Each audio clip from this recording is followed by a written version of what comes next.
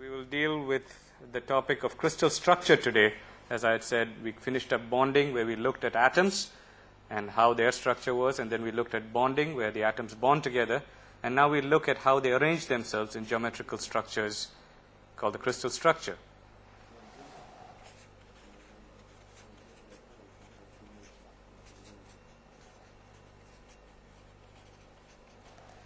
Fundamentally, for a crystal, a crystalline solid, all the atoms are arranged in a regular, periodic fashion.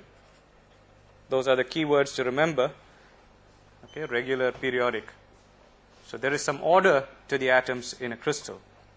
By comparison, there are some materials like glass which have no real order to their structure. They consist perhaps of the same atoms that are used in the crystals to create the crystal structure, but they have no order to them. And so we refer to these as amorphous. Amorphous meaning without form. Most of the materials that we use for electronic materials are crystalline. Though occasionally we do make use of amorphous materials, especially when it comes to oxides and things like that, that serve as insulators. But most of the materials that we will encounter in the course are crystalline materials. To understand crystal structure, perhaps the first key term that I will introduce is lattice. Lattice is simply a geometrical arrangement of points in space.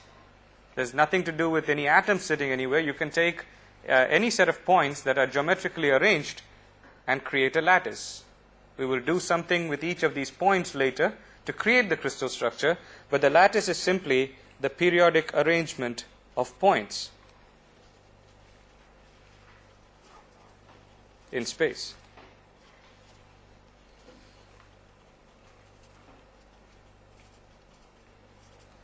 And this arrangement has got various elements of symmetry. And what do I mean by symmetry? We have, for example, mirror symmetry. You're familiar with that in everyday life. If that's a mirror and you have an object here, you will see the image over there. Okay? One is the object and one is the image. And we will say that the object is the image is just a mirror reflection of the object. To give another illustration, we will say that something like this, say a rectangle, has a plane of symmetry which I indicate by this line. What does that mean? That the left part of this image here appears as if it is a reflection in a mirror of the right part of the image. Okay? This would also then be a plane of symmetry, in that the top part of the image is a reflection of the bottom part of the image. So this is one of the elements of symmetry referred to as plane symmetry, a mirror symmetry that we have. You can have other types of symmetry also, and all these lattices have various elements of symmetry associated with them. The second term that I will introduce is basis. I said the lattice is simply the geometrical arrangement of points in space. Now when we do something to this arrangement by putting specific collections of atoms at each of these points in the same way, then we get the crystal structure. So the basis is the set of identical, or I should say the identical set of atoms placed at each point in the lattice.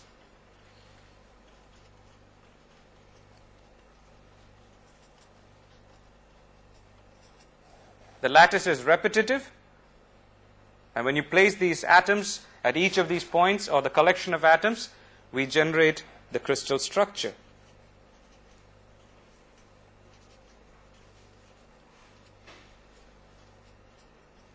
All right? So we can write that the crystal structure is the combination of the lattice, which has the geometrical arrangement, plus a basis.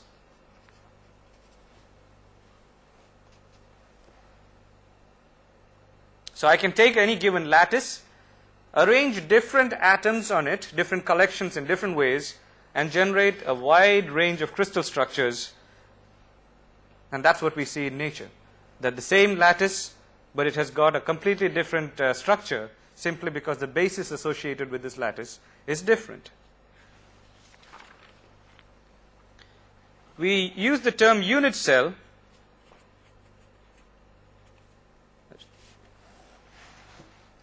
which is the structural repeat unit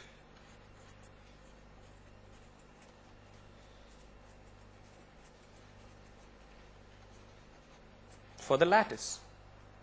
The unit cell gives me all the information that I need to know about a given lattice. If I know what the unit cell is, and I keep on just adding it up, one next to the other in 3 dimensions, I generate the whole lattice. So the unit cell is my smallest part of the lattice that completely defines the whole lattice. And we define this in terms of lattice constants, which include the edge lengths and the angles between the edges.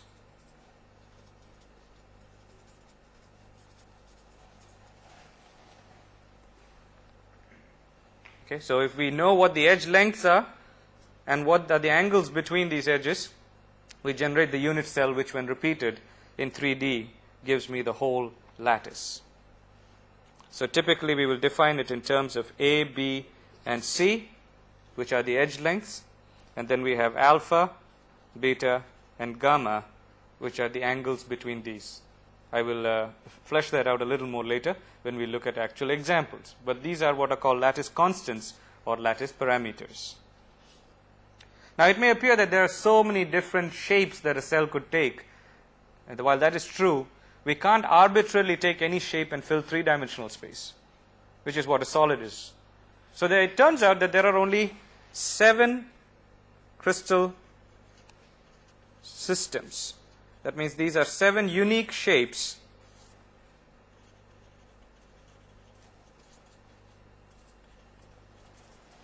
which can be used to fill 3D. All right? So they are called the 7 crystal systems. And we will look at each of them in turn. Let's begin with the simplest, cubic. And the cubic cell is defined by its constants, where we'll write A is equal to B is equal to C. And then, as you already know, alpha is equal to beta is equal to gamma is equal to 90 degrees. That means all the edges are perpendicular to each other. Very simple. All right? We have a cube.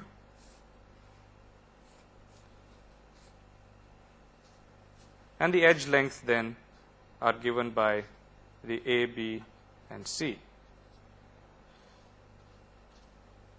I should define the B here and A here. Okay? Forget these. So the edge length, this length is A, this is B, this is C, and in this case, in the cubic case, they all turn out to be equal. How do we define our angles?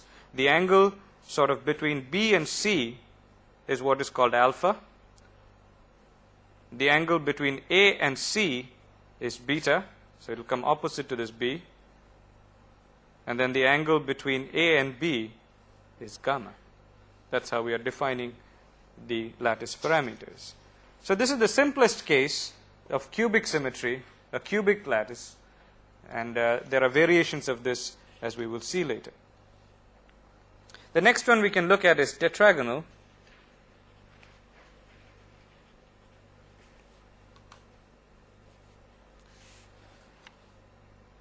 And in this is defined as A is equal to B as before, but we've reduced one of those symmetrical elements there, that it's now C axis is of a different length than the B axis. The angles all remain at 90 degrees. All right? So now you have an extended structure. Okay?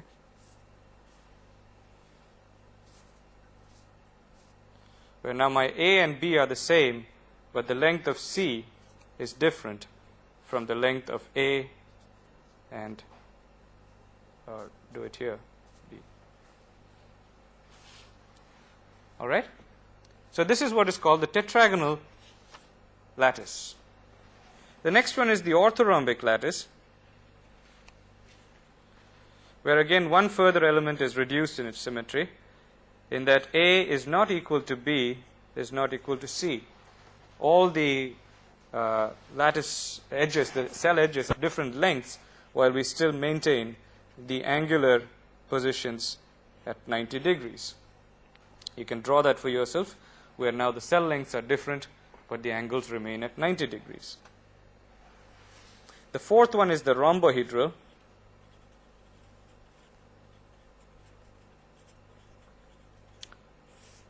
where we define it, the lengths are the same, but the angles are not 90 degree. You can see how this is progressing. When we started with the cubic, we had all the lengths the same, all the angles 90.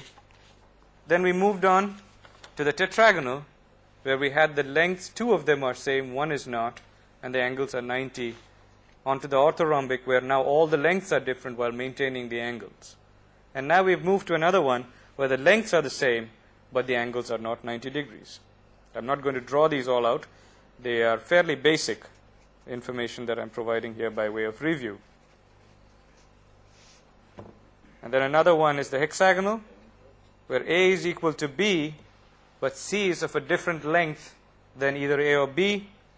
And now our angles, alpha is equal to beta is 90 degree, gamma is equal to 120 degrees.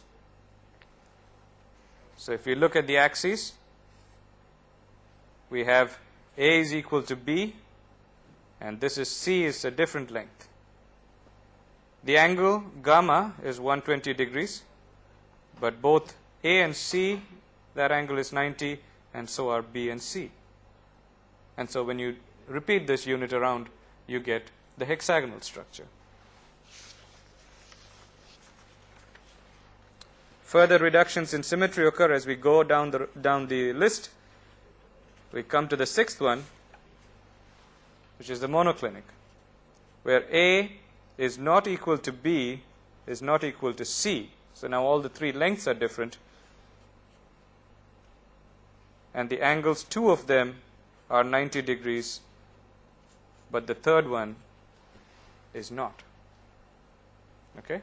So here we have A is not equal to B, is not equal, lengths are different, but two of the angles are still 90, while one is not. And the final one, where nothing is equal, and the angles are, none of them are 90 degrees.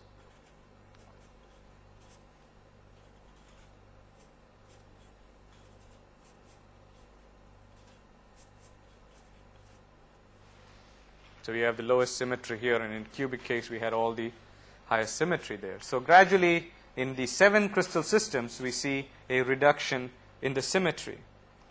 Now in addition to these 7 crystal systems, what we have to look at is how are the atoms going to be arranged within these systems. There could be variations. So when you consider these variations, it turns out that there are 14 lattices that are based on these 7 crystal systems that can be used to describe all the crystal structures. These are the only possible 14 lattices, and they are referred to as the Bravais lattices.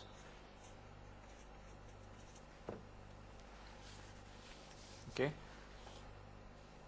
For example, what I mean to illustrate, say in the case of the cubic case, the crystal system is cubic, and when I look at it, I could have either a simple cubic structure where there's one atom associated with each corner, what we call our simple cubic, or I could do something different and have a body-centered cubic. Both of them belong to the cubic system,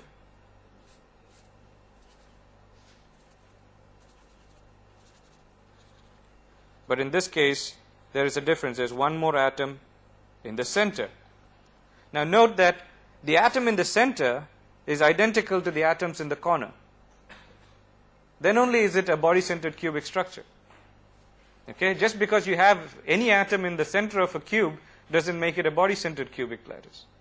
Okay? So while both of these are part of the cubic crystal structure, crystal system, they are both different lattices. And you can work your way through this to see a third case, the face-centered cubic. I will show you a few models in a second. Okay, we have all of these atoms at the edges, at the corners as before, except now we are going to stick one atom at the face centers.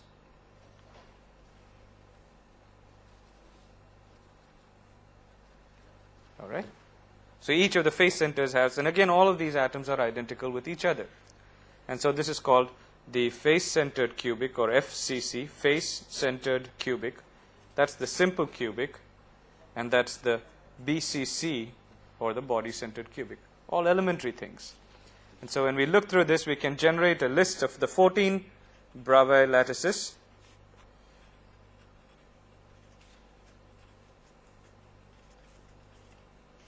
I gave you 3 already.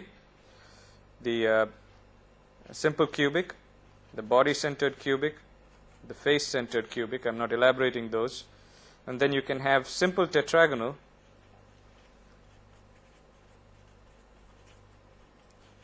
body-centered tetragonal,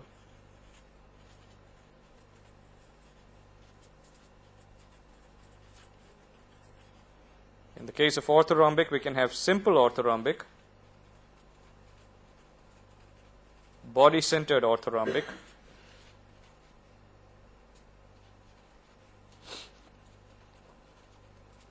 face-centered orthorhombic,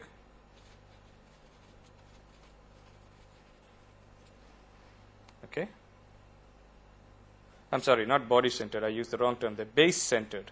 That BC there refers to base-centered orthorhombic. So we have orthorhombic simple, base-centered orthorhombic, and then face-centered orthorhombic. And then you have rhombohedral,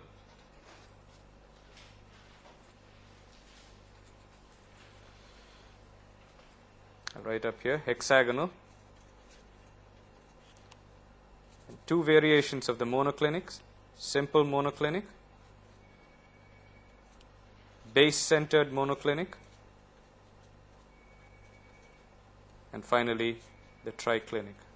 So these are what are referred to as the 14 Bravais lattices. 1, 2, 3, 4, 5, 6, 7, 8, 9, 10, 11, 12, 13. Have I left out one? Body-centered, simple orthorhombic. It appears I have.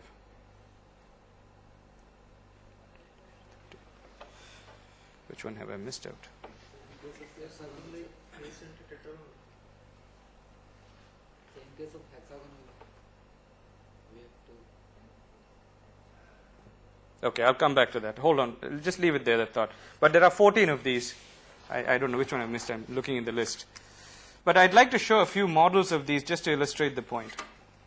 Say, for example, we'll start with the body-centered case. And you can see that the end atoms are there, and along with it, there is an atom at the body center. Okay? So the 8 atoms at the corners and 1 atom in the center, and we call that the body-centered lattice. Let me give another example. This one is the face-centered lattice. Okay? Where again now we have at the 4 corners, at the 8 corners we have atoms, and then at each center of the face we have atoms that are identical to the ones at the corner.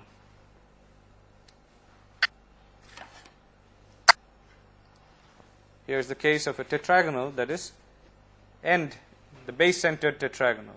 Okay, we have 8 atoms there. You can see the tetragonal structure. These 2 lengths are equal, but the c-axis is different. And then you have atoms at the 2 bases, these 2 points. Okay, so that is base-centered. We have 1 here and 1 right at the bottom there. All right. I'll show another one.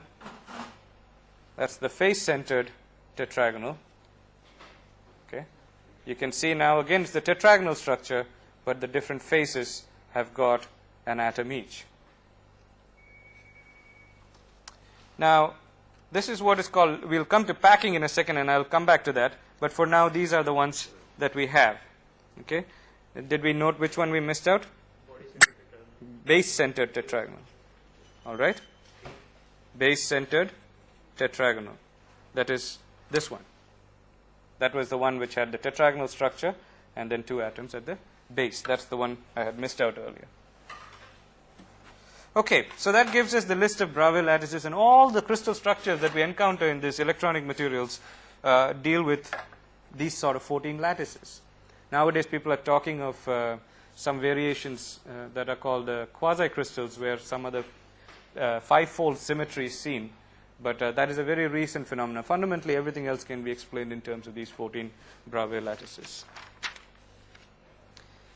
Now, as I told you, the lattice by itself is there. Now we have to put collections of atoms, which are called the bases, to make this into crystal structures. Let's look at some specific structures that we will encounter in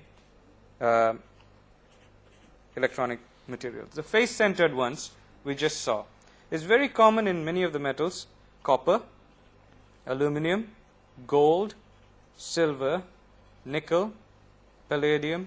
Many of these appear in the face-centered structure. We had that earlier, the face-centered structure, so I'm not going to redraw that. Okay? We can create now, if you want to look at it, what we will call the close-packed structures. What do I mean by that? I'll illustrate in a second. In other words, the face-centered structure is a close-packed structure.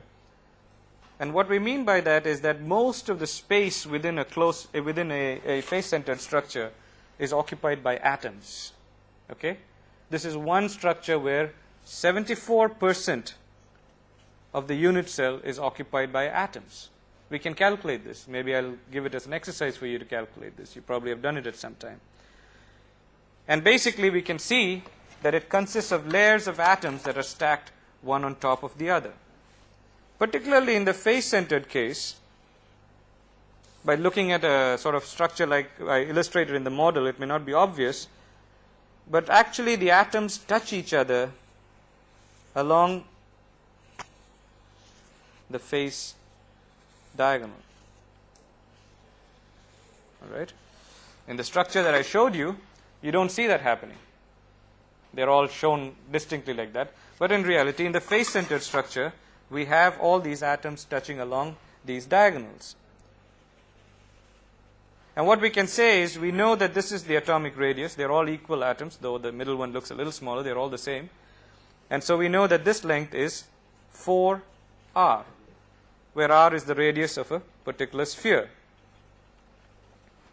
And we know that this distance here is what we call our lattice constant, A. So it is obvious that we can draw a simple relationship between A and R, since we know that the atoms touch along the face centers. And you get then that A is equal to 2 root 2 R. All right? You have 4 R's here, and you got an A here, and that's 4R.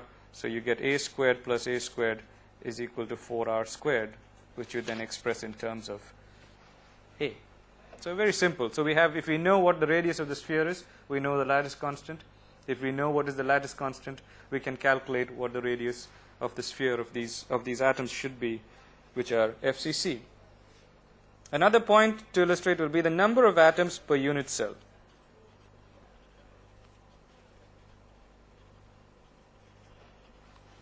In the case of the FCC, I'll bring back the model for you to see.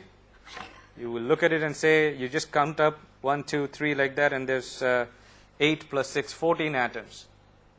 But that's not the correct answer, because some of these atoms are shared with adjacent unit cells. We have to remember that there is another unit cell right next to this, another one on this side, another in front, and so on, and below and up.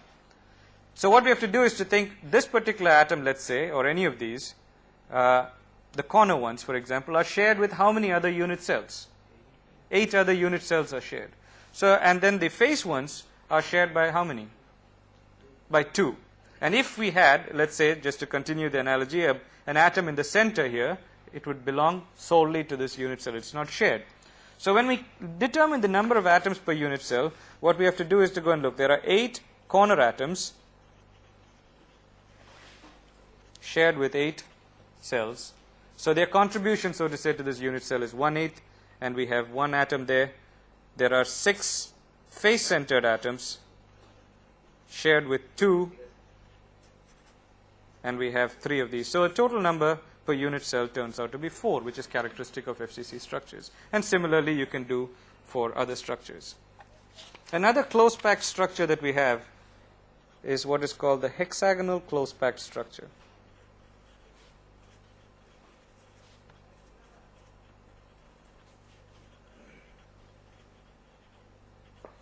And the interesting thing is that even in this case, the packing ratio excuse me, is 74%, just like in the FCC case. Okay? The volume of the unit cell that is occupied by the atoms turns out to be 74% in this case.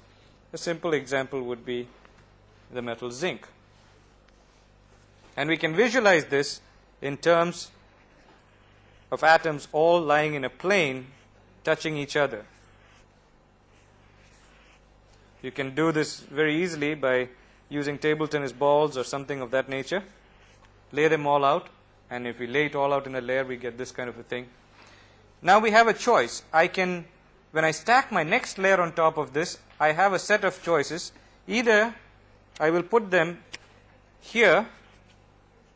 So if there is one sitting here, a large one, you cannot put one there, so we skip, and we have one here, one here. That's one choice.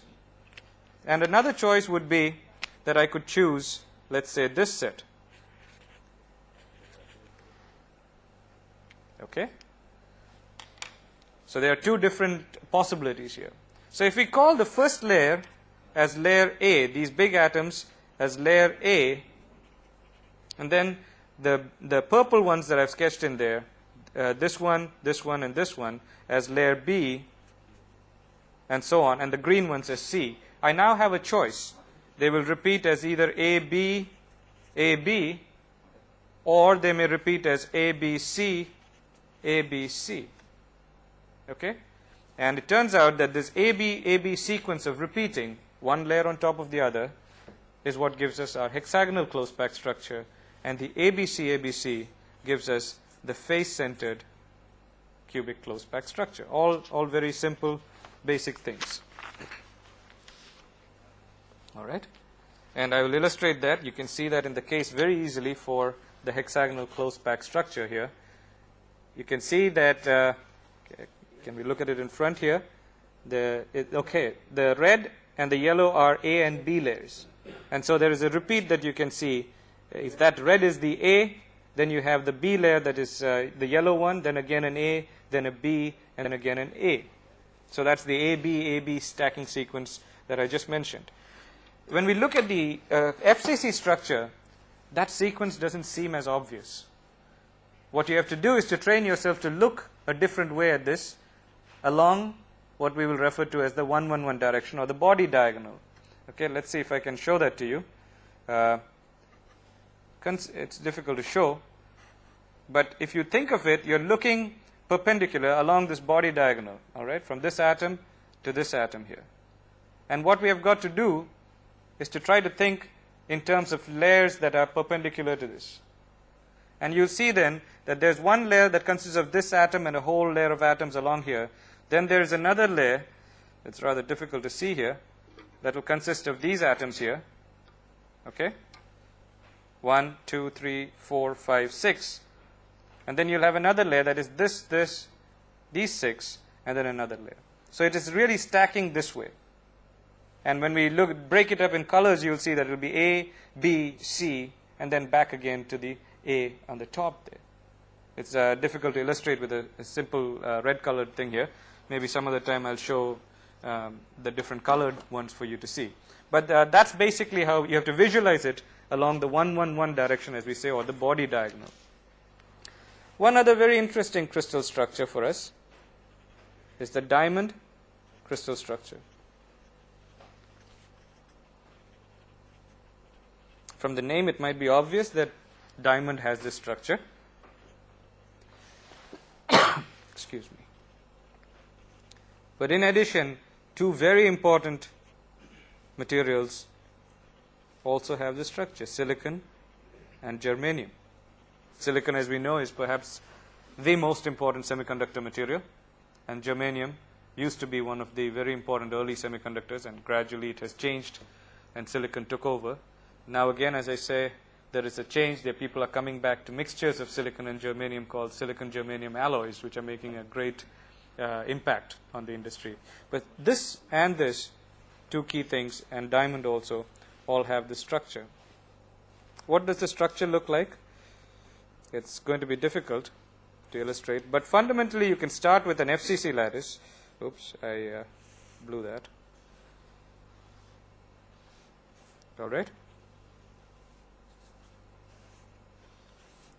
I'm going to draw the atoms in at the corners first. So we have a simple cube case here. Just ignore this line over there. And then we fill in the face centers. They're all the same atoms.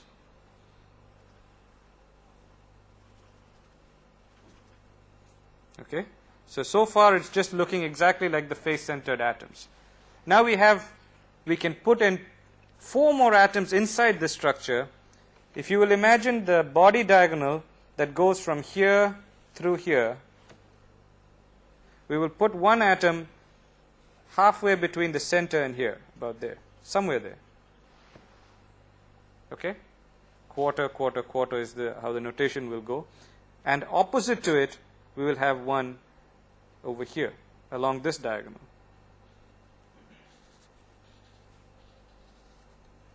That connects these two ends. All right? And then, in the lower area, near these atoms, we don't have anything. So there's just these two. And then opposite to it, along the other two body diagonals, we'll have one in here and one somewhere about here. So in addition to the face-centered atoms that are already there, the corner atoms that are there, we have 4 other atoms that are part of this lattice that creates the diamond lattice. Though I drew it in with a slightly different color here, I don't know if you can see the color, these 4 atoms, they're all actually the same atoms. And so diamond means all these atoms, the corner, the face centers, and the ones inside are all carbon atoms. If it's silicon, then in that case we have silicon atoms at all these points. Okay? So in this case, what will be the unit cell?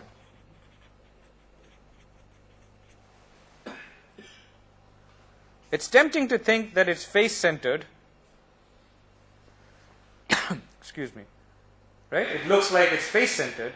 But because of the presence of these other atoms there, if I take a face-centered lattice and repeat it, I will not get it.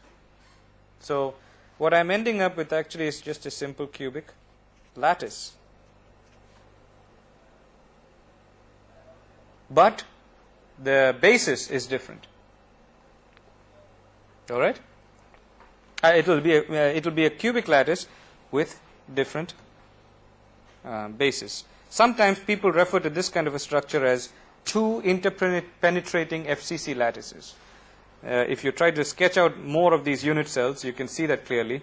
This is one FCC, and then you have these other atoms here, these 4, and you draw other unit cells as if that's another FCC, and 2 of them sort of merged into each other. They're called interpenetrating lattices. The number of atoms per unit cell in this case?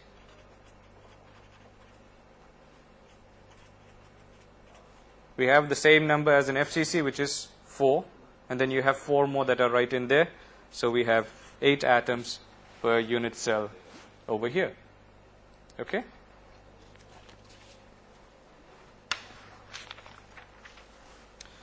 And one more structure that is based exactly on the diamond structure is called the zinc blende structure.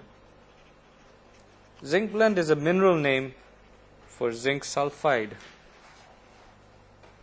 And it can appear in different forms, what is referred to as polymorphism.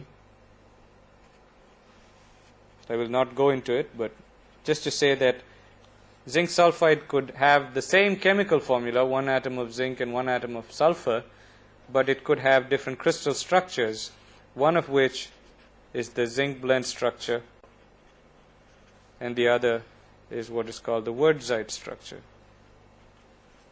So they are both zinc sulfide, but they have different crystal structures, and as a consequence, they have different properties.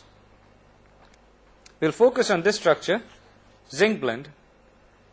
Many compound semiconductors, we saw that in the case of silicon and diamond and germanium, which are elemental semiconductors, they have the diamond structure. Essentially, the zinc blende structure is found in compound semiconductors like gallium arsenide, which is very important semiconductor. You can find it in silicon carbide, which can again exhibit the same kind of behavior as zinc sulfide. You find it in many different forms with the same formula.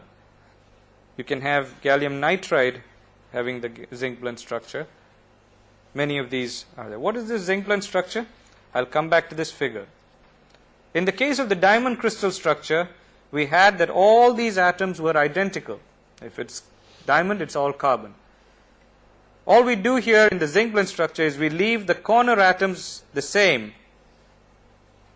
We leave the face-centered atoms as they are, but all we do is we play with the atoms that are inside.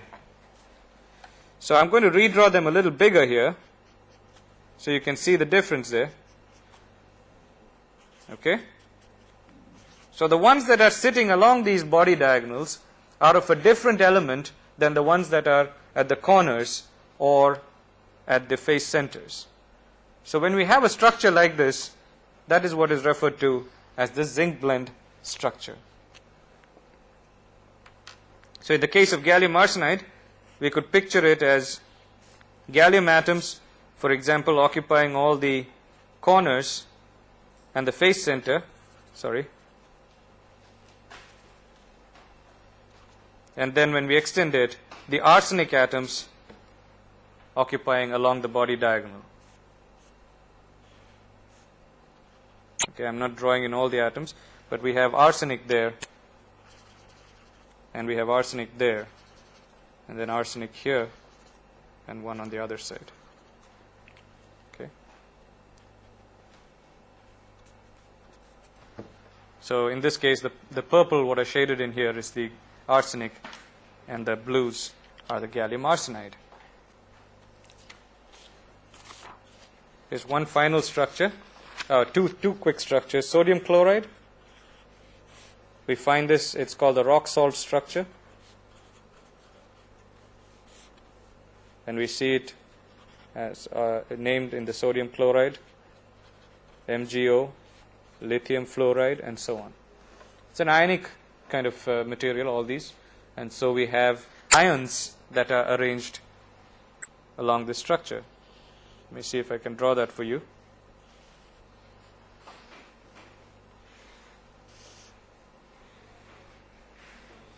Okay. Let's begin by putting, say, fluorine ions at the corners.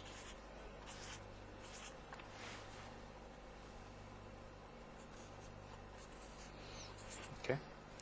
We'll also have fluorine ions at the face center, for example.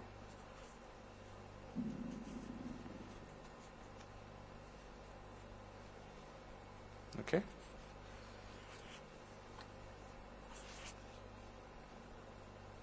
It's going to overlap a little bit, but you can figure it out.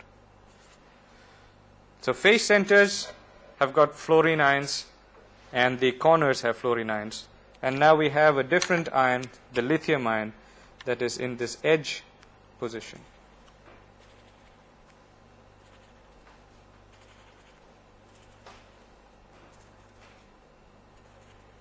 Okay.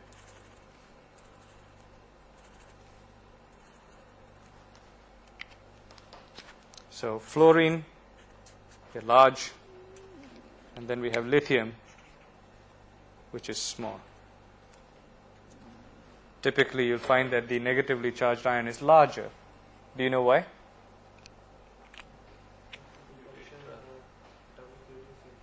When there's another electron that is added, the same charge is now distributed over a larger number of electrons, so it spreads out. Okay, So that is why we demonstrate the positive charge as a smaller one and the negative charge by a larger one. So in this case, again, you have corner atoms, the fluorine. The face centers are fluorine, but at the edge centers, in each case, we've got the lithium structure there, lithium atoms there. One last one is called the cesium chloride structure. Okay, CS is the name for cesium, symbol for cesium. And as before, we'll have chlorine atoms that are larger, chlorine ions, I should say.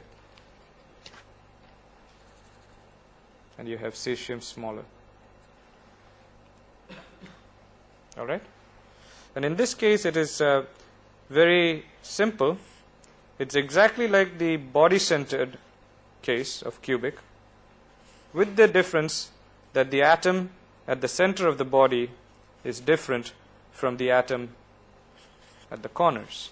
So we have the corner atoms all of chlorine,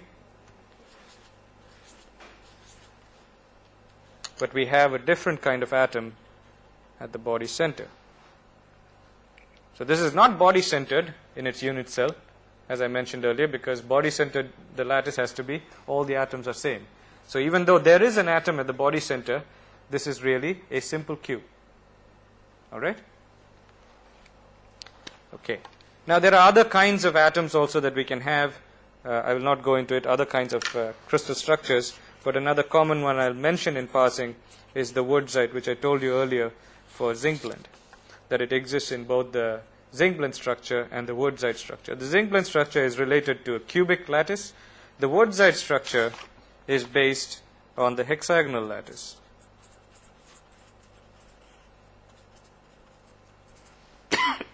Excuse me. And again, it is basically something like this that you saw earlier, except now you'll have to think in terms of bilayers. That means this red itself that we are seeing here, okay, imagine that it's actually two atoms together. For example, that it is zinc and sulfur. One bilayer of zinc and sulfur together is the A position. The yellow consists of another bilayer of zinc and sulfur, and then again, and these are all repeating AB, AB, AB. Okay, so instead of single atoms like this, imagine that they are bilayers that are repeating AB, AB, AB. Very important nowadays. Number of the important semiconductors that we are using have this sort of a structure, either the wurtzite structure or the zinc blende structure. Two atoms in a layer. That's why we call them a bilayer. Okay. Pardon? Please alternate to each other. Okay. Let's take the simple case of. I'll give you an example. One that I'm more familiar with, silicon carbide, for example. You got the way these are arranged is as a tetrahedral kind of structure. Okay.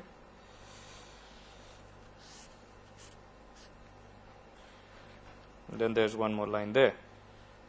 Okay, the silicon atom in the center bonded to 4 carbon atoms. Now, if you imagine the silicon is sitting at the center of this base triangle, and of course, adjacent to it, there is another silicon, and then there's more of this.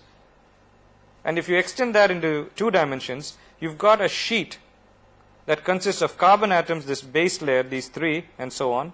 And then there is silicon atoms located at a certain height above this base layer in the center of this triangle. If you treat that bilayer, those two, the silicon and the carbon together as if it's one layer, that's the concept of the bilayer. And then again you see this carbon atom on top, it's there. We can go and extend it out further and the same thing will come. There will be silicon atoms on top of it, and so carbon, silicon, again another bilayer is there. So it is the repeat sequence of these things that creates the wurtzite structure or the zinc blende structure. Okay? Another basic thing that I would quickly define and go on, defining directions and planes. Again, perhaps many of you are familiar with this, but as I said, the first few lectures will be more by way of review. Now, when we start talking about atoms inside a plane, inside a structure, I will say it is this atom or that atom, and you may say something else. We have to have some common vocabulary to indicate which atom we are talking about. or which direction we are talking about, or which plane we are talking about. And the common way of indicating that is by using what are known as Miller indices. All right. What we do is that we define axes x, y, and z. They don't have to be perpendicular to each other, depending on the particular crystal structure. And then we place our unit cell over there.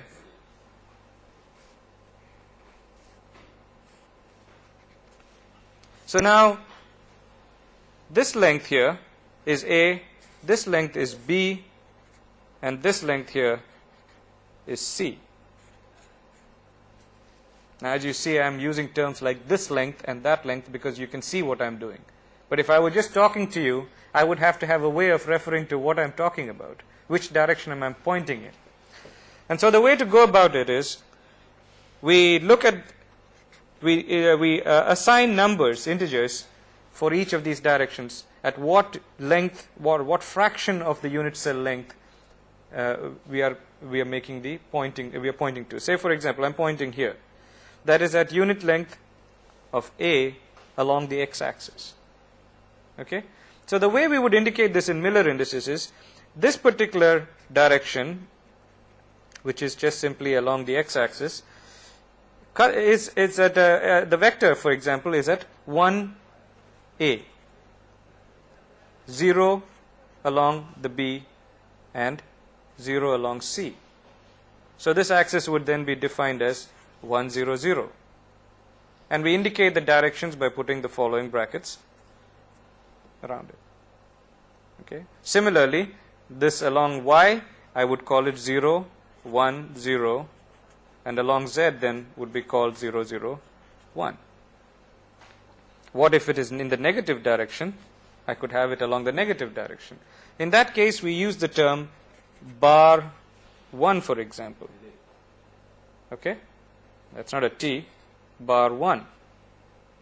And so the complementary directions to the ones that I listed here would be bar 1, 0, 0, 0, bar 1, 0, and 0, 0, bar 1. All right? So we can indicate negative. And the whole family, they're all very similar. It's just a matter of how I define my axis. So this whole family of planes can be defined as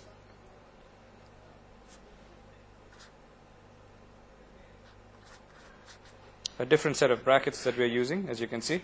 Sorry, I shouldn't use those because I'll use those later. This refers to the family of directions. So whenever I just use 1, 0, 0 with these brackets, I'm referring to this whole set. Okay?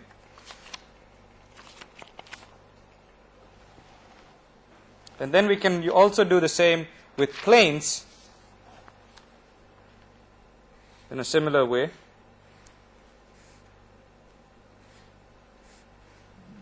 All right?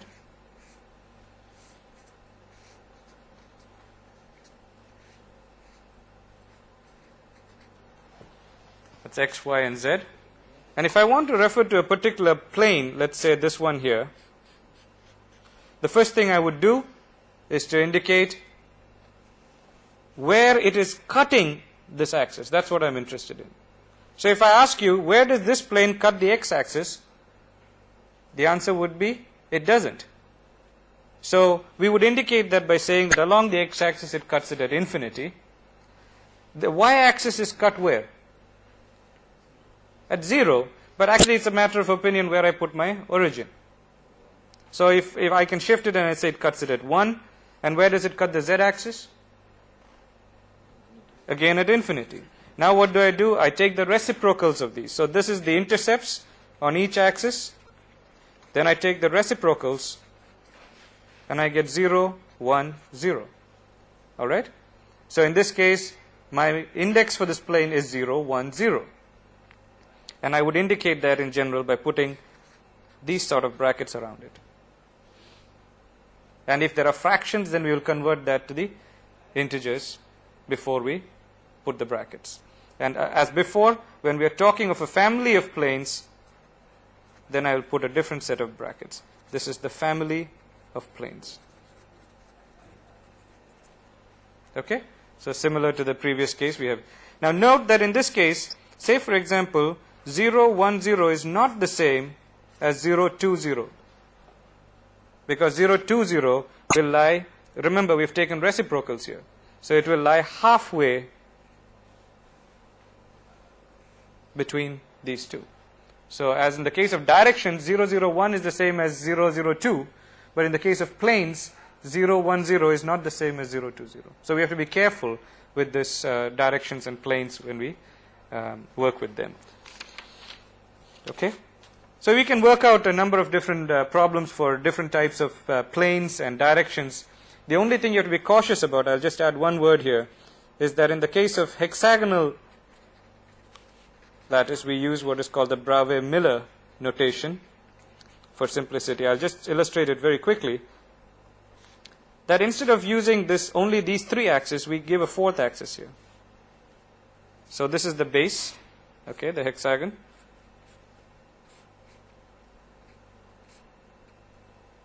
How many do I have? Okay, so these are the axes 1, 2, and 3, and I call them A1, A2, and A3. And this is now C-axis. And the A1, A2, and A3 all lie in this plane. And so now I have 4 numbers to indicate directions and planes. A simple rule to remember is H plus K is equal to minus I. And this is what is a convenient notation for hexagonal crystals. So we'll leave it at that and take up some other topics in the coming lecture.